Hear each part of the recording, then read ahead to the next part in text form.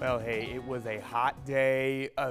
Humidity, for what it's worth, wasn't as bad as normal, I should say, but wildfire concerns were in play. We did have those issues in the area, but let's take a look at our current conditions now on River Street. You heard your Savannah Chem view.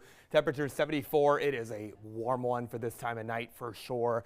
58-degree dew point, 57% humidity is at least manageable, not the worst, but those south to southwest winds ahead of a cold front will usher in a more humid air mass. So record high temperature today was tied 1967, 93 degrees on this date.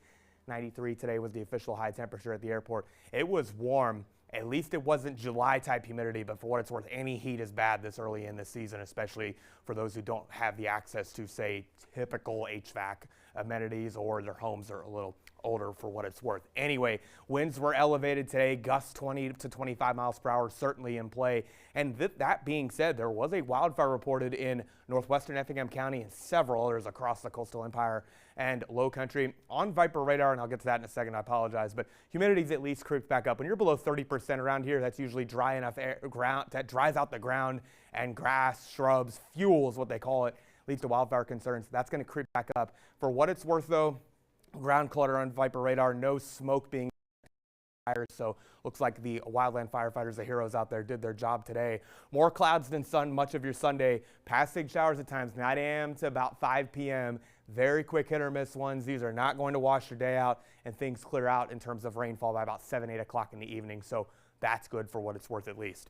So you did have one area of showers and even embedded storms move from the Tennessee Valley, a part of North Alabama, and this is running into the western edge of the Appalachians and really running out of steam.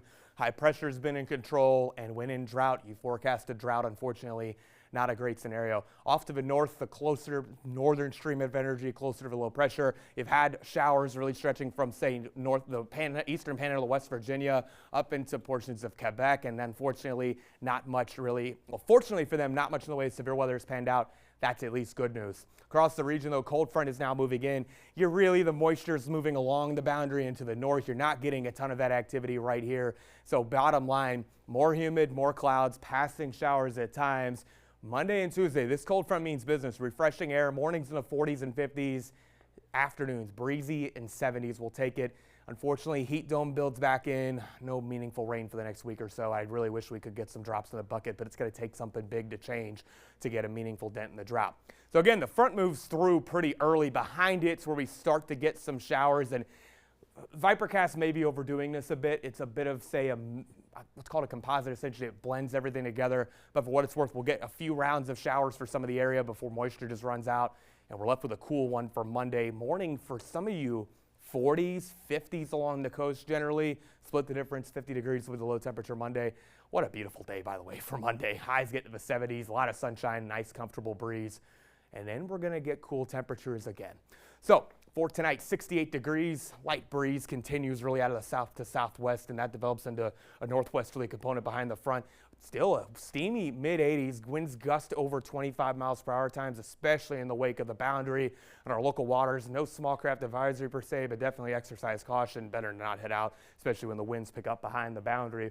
And an extended forecast again, passing showers tomorrow. The drought situation just bottom line, not great. No meaningful rain anticipated this whole week. Cooler Monday, Tuesday. High pressure builds back in. We're going to have a warm and humid end to the week again.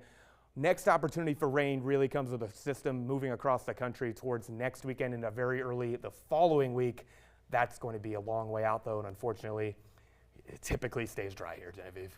It does typically stay dry. It's almost like we're turning into a desert at this point. No, I mean, I had a summer I worked in my previous job in Mississippi. We had a weather service methodology. We called it the desert southeast because it dried out for a whole summer. It's drying out. Well, the plus is beach, but the minus is we do need that rain for safety. Yes, exactly. But coming up here on sports, our sports team is going to have a recap, an exciting third round at RBC Heritage.